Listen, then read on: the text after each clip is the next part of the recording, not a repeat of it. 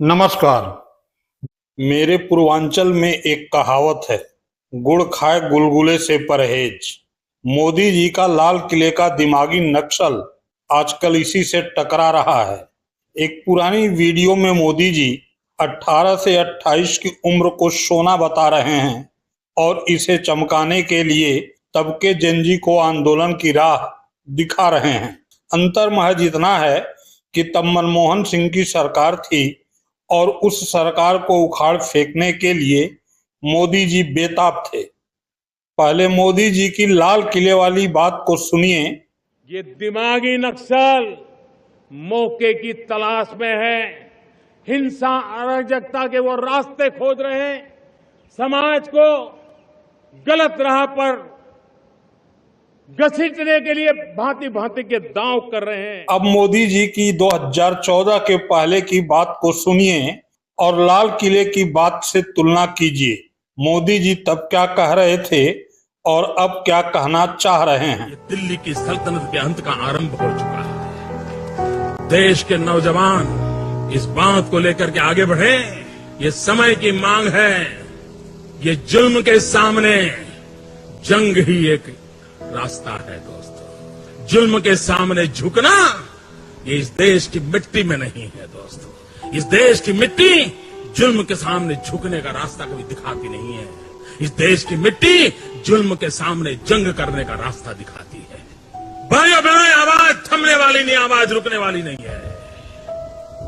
यह आंदोलन चलता रहना चाहिए। इतना ही नहीं, मोदी जी 2014 के पहले भरी सभा में 18 से 28 की उम्र वालों जो जेनजी हैं उनका ब्रेन वॉश करते थे।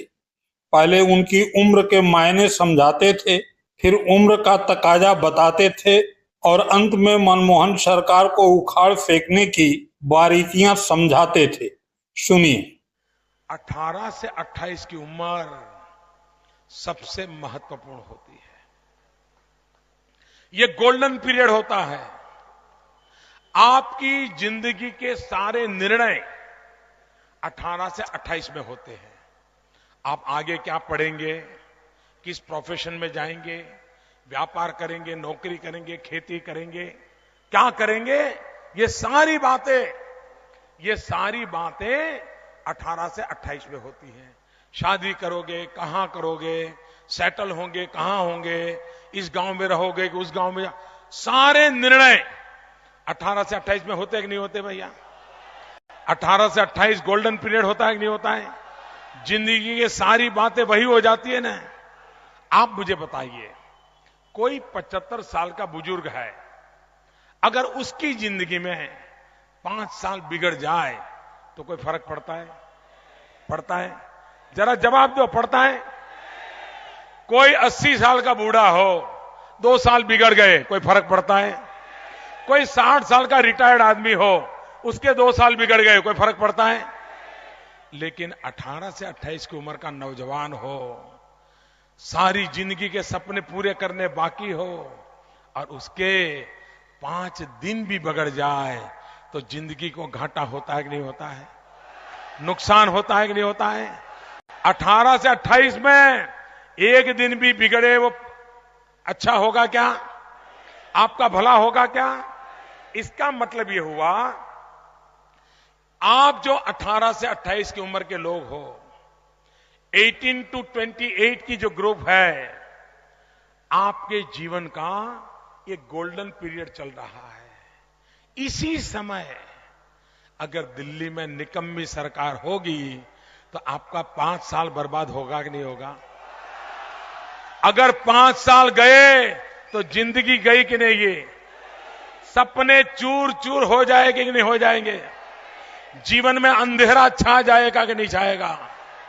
बर्बादी का मंजर आएगा कि नहीं आएगा? आप मुझे बताइए, 18 से 28 के नौजवान बताइए, क्या आप अपने जीवन के 5 साल बर्बाद होने देना चाहते हो? आप अपनी जिंदगी तबाह होना देना चाहते हो? आप जिंदगी का अवसर खोना चाहते हो? अगर नहीं चाहते हो, जाग जाओ मेरे भाइयों, जाग जाओ।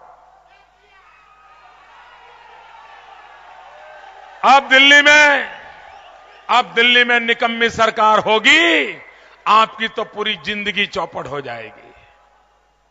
और इसलिए भाइयों बहनों, दिल्ली में काम करने वाली सरकार चाहिए। दिल्ली में जवानों का भविष्य बनाने वाली सरकार चाहिए।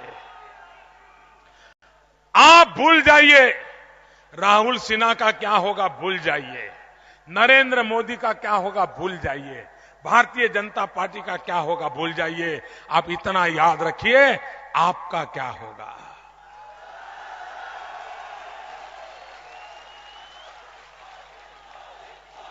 क्या आप अपने लिए सोचोगे कि नहीं सोचोगे? अपने लिए करोगे कि नहीं करोगे? और इसलिए भाइयों बहनों, 18 से 28 के नौजवान पूरे बंगाल में, मैं 18 से 28 के नौजवानों को प्रार्थना करता हूं। मैं हिंदुस्तान भर के 18 से 28 के नौजवानों को प्रार्थना करता हूं, जाग जाओ दोस्तों, मौका गंवाना मत। खुद के लिए, खुद के भविष्य के लिए दिल्ली में काम करने वाली सरकार लाइए। और इसलिए आप सिर्फ वोटर नहीं है, आप सिर्फ वोटर नहीं है, आपको कैनवासर बनना है। 100 लोगों को वोट डालने के लिए ले जाना है, एक नई क्रांति लाना है। करोगे? करोगे भैया? आपके यहां चुनाव कब है? चुनाव कब है? चुनाव कब है? कितने बजे मतदान शुरू होगा? कितने बजे मतदान शुरू होगा? कितने बजे मतदान शुरू होगा? धूप दोपहर को ज्यादा होती है कि सुबह में? धूप ज्यादा कब होती है? तो धूप में वोट डालना चाहिए कि सुबह सुबह डालना चाहिए? सुबह सुबह डालना चाहिए। डालोगे? औरों को डालने के लिए ले जाओगे? ज्यादा से ज्यादा मतदान धूप निकलने से पहले कर दोगे? मेरी एक बात मानोगे? मैं एक नारा बोलता हूं, बोलोगे? पहले मतदान फिर जलपान। पहले मतदान, पहले मतदान, पहले मतदान।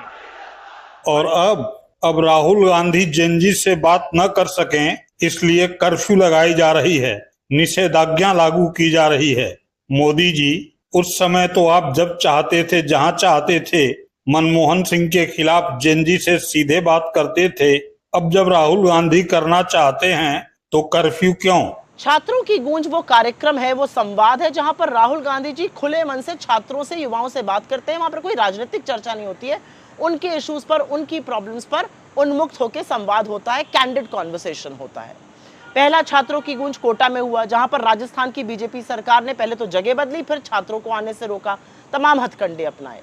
दूसरा छात्रों की गूंज देहरादून में हुआ, जहां पर उत्तराखंड की बीजेपी सरकार ने पहले तो जगह बदली और उसके बाद बगल में ही कार्यक्रम करके अड़चने पैदा करने की कोशिश करी। तीसरा छात्रों की गूंज प्रयागराज में हुआ, जहां पर उत्तर प्रदेश की बीजेपी सरकार ने पहले तो परमिशन कैंसिल कराई, फिर अंत तक परमिशन देने में बड़ी दिक्कतें पैदा करी।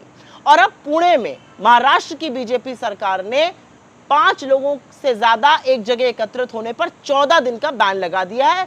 छात्रों की गूंज पुणे में 22 अगस्त को होना है। आप कितना डरते हैं राहुल गांधी से, आपको कितना खौफ है जेनजी का? अरे कुछ तो अपनी पुरानी ओछी जो टुच्ची हरकतें उनसे सीखिए। आप जितना व्यवधान पैदा करेंगे उतना सक्सेसफुल ये कार्यक्रम होता है। पहले भी लाखों छात्र आए थे, इस बार भी आएंगे, क्योंकि आने वाले जेनजी और युवा हैं और बुलाने वाले राहुल गांधी हैं, और दोनों आपकी ओछी टुच्ची हरकतों से सुनकर घर पर बैठने वाले नहीं। और इस बार तो कार्यक्रम एक्सक्लूसिवली लड़कियों के लिए हो रहा है, जो ना रुकेंगी, ना थमेंगी, ना झुकेंगी। लड़कियों की सौगात याद है ना, 56 इंच का छोटा बंदर, वही सुनकर चुप हो जाइए। ऐसी ओछी टुच्ची हरकतें कब तक करते रहिएगा? आप जितना व्यवधान पैदा करेगा, जितनी दिक्कतें, जितनी अड़चने लगाएगा, कार्यक्रम उतना और सक्सेसफुल होगा। राहुल गांधी आएंगे, युवा आएंगे, लड़कियां आएंगी और कार्यक्रम एक मेगा ब्लॉकबस्टर होगा। आप फिर से मुंह की खाएंगे, क्योंकि आप इस देश के युवाओं को समझ ही नहीं रहे हैं। आप उनकी समस्याओं को सुनना ही नहीं चाहते, आप सिर्फ दमन करना चाहते हैं। उनकी आवाज को दबाना अब आपके बस की बात नहीं है। मोदी जी इस तरह की हरकतें करके क्या प्रूफ कर रहे हैं? टुच्चापन लग रहा है।